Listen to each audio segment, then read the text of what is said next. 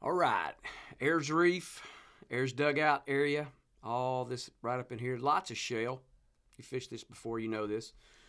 One thing that we're starting to notice, temperature's starting to stabilize now that we're past this last little cool front that we had that kind of knocked our water temps down just a hair. It wasn't a tremendous amount, but it was noticeable. It was something, you still have to keep your waders on for a few more weeks or a few more days anyway, until it's more to your liking and what you're comfortable with. But one thing that we've noticed is with these water temps, and the trout are starting to push up on grass and stuff and getting ready to lay eggs, seeing lots of female trouts that are full of eggs and catching those in and around lots of grass bed areas. But another thing that we're seeing too is that they're starting to show up on shell, and that's kind of one of those triggers or indicators for you that you start looking and trying to locate and see if you can't find more fish around shell. So if you fished up in the Mesquite and the Ayers and San Antonio area, you all know that there's plenty of shell reefs and shell beds and shell pads, all that kind of stuff. Lots of areas that hold that kind of structure that's up in here. So, ever so often, one of the trips we'll take is we'll get up around those shell and just kind of fish it and see what's going on, just to see if the fish have started showing up there, and they have. Not big numbers, but it's starting to be another location for you to start to try to target where fish are going to be. Now, as we continue to get into the springtime, later in the spring, and our patterns begin to stabilize somewhat, the one thing that you're going to notice, the water temp's going to continue to rise, and these fish are going to continue to migrate in and around these types of areas. Noticing lots of bait in and around the shell area. If you come on around the Ayers Point, second chain of islands, that's all up in this area here as well. Lots of shell in and around that. You got rattlesnake, you got lots of shell that's up and down that shoreline there.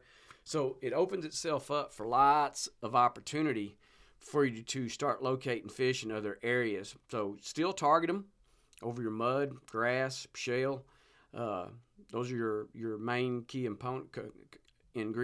components to find where your fish are at. But now that they're starting to kind of show up just a little bit at a time here on the shell, that gives you a great opportunity to kind of expand your fishing areas. So it's been pretty targeted toward grass and mud for the last few months that we've had. But once you start locating that like that, and you can start fishing these shell beds like this, especially around the second chain here, that's all wadeable. That's in and around those shell reefs that are out there. Some of it gets a little mushy. You have to be careful about that and just kind of make sure that you got maybe a wading buddy that's with you, or keep your boat close by, or maybe even wear a PFD there so that you don't have to worry about getting yourself in a little bit of jeopardy if you're getting some too soft of mud.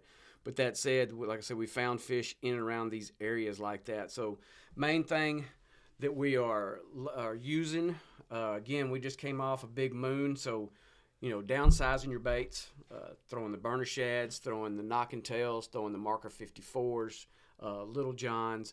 Those are all great size baits. In the knocking tail, they got the 3 1/4 inch bait. The little john is very similar in size, gives you a little bit more darting action depending on what your water clarity is and what it's doing. It's a terrific bait to use. The jerk shrimp by marker 54. It's number one, it's just a great bait in general because we're starting to see a lot of brown shrimp in and around grass areas, grass edges, some of these potholes that are holding that. So you can bounce those off that shell as well if you don't control that bait. The descent with that open hook that's on there, put that marker 54 in, man, you can bounce that thing off that shell with no problem whatsoever. And it gives you a great opportunity because just about everything eats a shrimp. So if you really work that thing, you can be very productive with it. In the down south, the flavors that the down south we've been throwing the firecracker, acid rain, mud minnow in the burners, purple rain as well. White ice, all just a pretty large variety in the burner shad for those flavors. Twisted tea, Big Papa Pearl in both the burner and the original size, Chicken of the Sea in the original size. That's what we were throwing around the big moon time frame. Our majors and minors were really very productive for us during this full moon time frame. Caught a lot of fishing around those time frames. So if you've got an opportunity to be out during that, whether it was early morning or late evening, you would probably find yourself having some pretty productive mornings and afternoons or evenings locating your fish and catching them. The knock and tail has been pretty much two colors that we have consistently caught fish on. That's the heavy metal. And the new flavor of the Rogue. That's the two main ones that we've been throwing. Been sprinkled in the greenback ever so often, but Rogue and heavy metal have been the best two colors that have been very productive.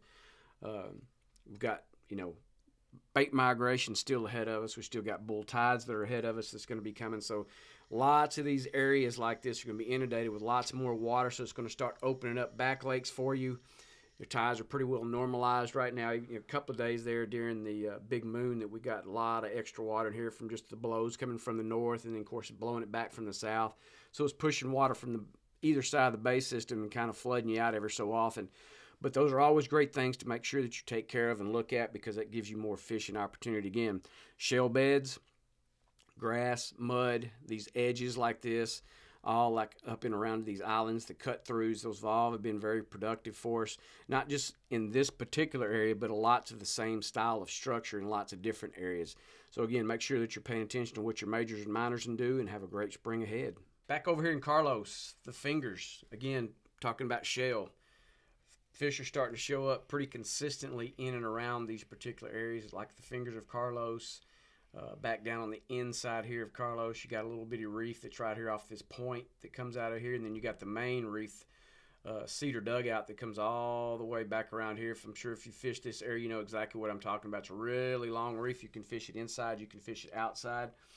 I would, again, whenever you fish up in this area, what you want to do is just, on one of your wades, get in one of these particular areas like this and work that shale and see if you've got fish that are consistently holding for you in there, depending on how many days that you can get on the water to do that.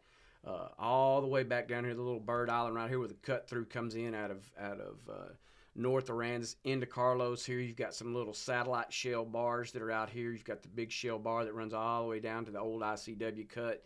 All that on the outside wading, that's been very good. I say very good. It's, we're catching fish on it.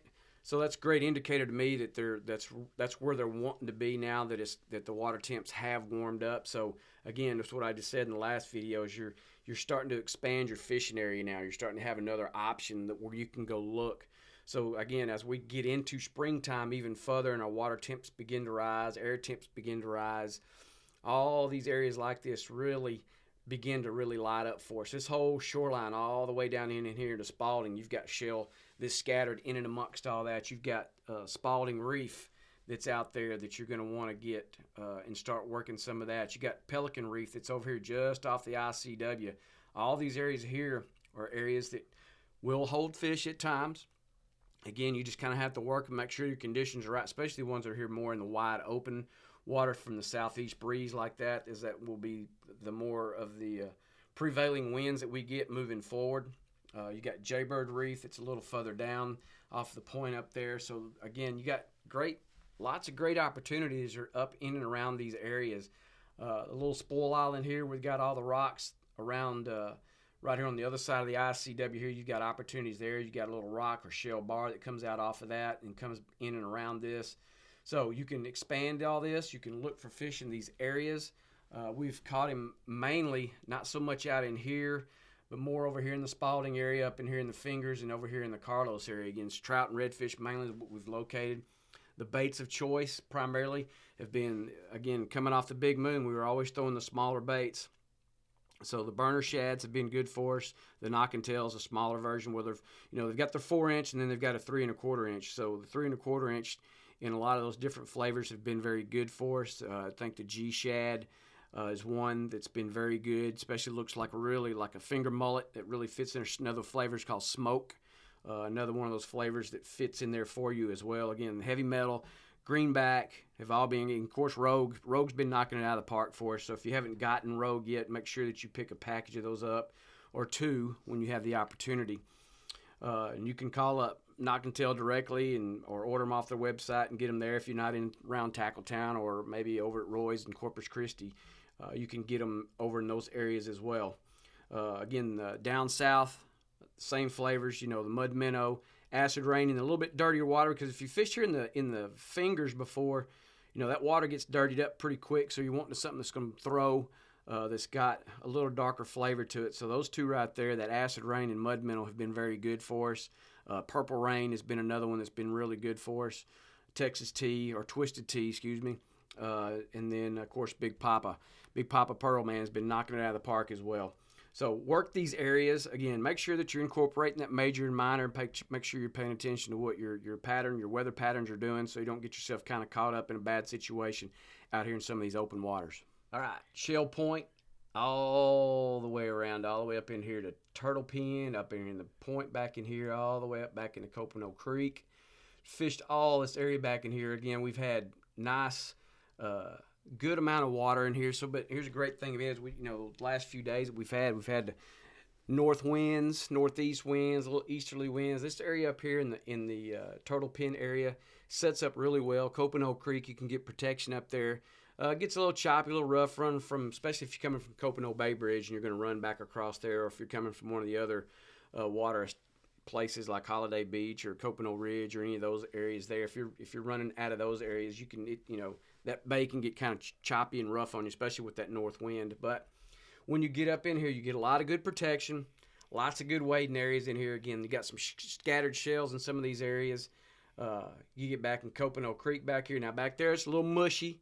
You may or may not want to jump out of your boat back in there. You may just want to get on the trolling motor and just kind of work edges and guts and cuts and stuff like that are back up in that area.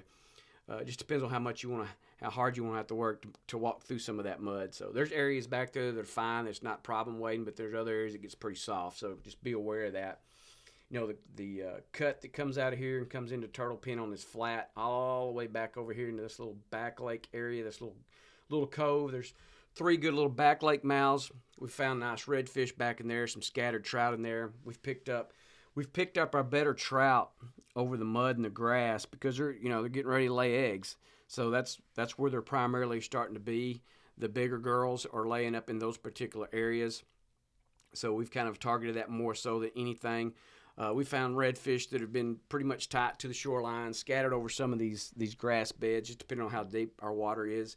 And, if you found a few redfish, there's been some pretty good trout that's been scattered in there amongst them. But, yeah, when you get back in here and work this area, you got 2 great points. This point that's on this side over here has got a bunch of sand and some scattered grass, and it drops off into that gut that goes back toward Copano Creek.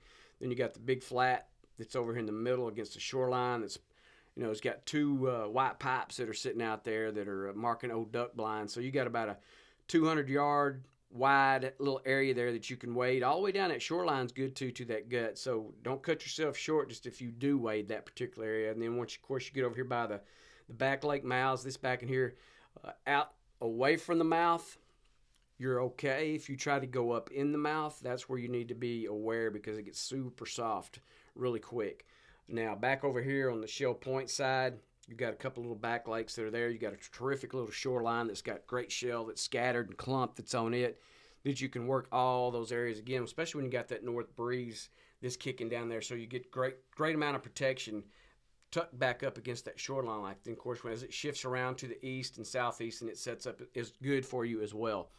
Again, knocking tails, greenbacks, heavy metal, rogue have been the 3 main ones that we've thrown. Again, rogue has been knocking it out of the park. It's been very good for us.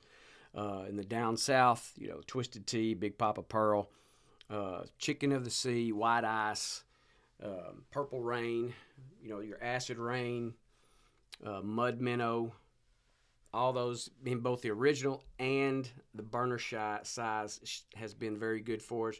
The jerk shrimp by marker 54 has been very good. So you can, either which way you want to go, if you want to go with the forward action or the backward action, or you get their hard bait, which to me I think is probably the best one that they make, is that because it looks as realistic as it gets segmented very good, very durable bait, lasts you a long time. So it's a really great bait. If you haven't gotten one of those, you ought to pick yourself up when you have your, especially if you like to, if you've thrown bait in the past and you've thrown shrimp before, that's a really great bait to throw. So, but it holds up. It holds up to redfish eating, it holds up to trout eating it, holds up to, piggy perch try to eat it or whatever, and they can't do anything with it. So you just keep chunking it out there. You don't have to change your bait. So it's a great alternative instead of going and buying live bait. But in the artificial world, those are the great things that you like about it. You get to use it multiple times. But again, we've picked up some nice fish up and down these shorelines here. Grass beds have been primary structure that we have targeted over these particular areas. And that's pretty much where it's going to be moving forward in the spring till we probably get to the end of May, because those fish will continue to lay. So, grass beds, potholes, adjacent to a little bit deeper water, depending on what's going on with our weather patterns and stuff. Find those areas, whether it's up in this area or wherever it is that you like to fish. Same type of structure. Those fish are going to be hanging out over the top of that. Again, look for your bait. Look into that food source in the area. Once you find your food source, you see when your major and minor is going to be happening during your fishing day. Target those time frames. Maybe fish an hour before or after. Give yourself a good, 4-hour window, depending on where you're at, to give yourself a great opportunity to find you some fish.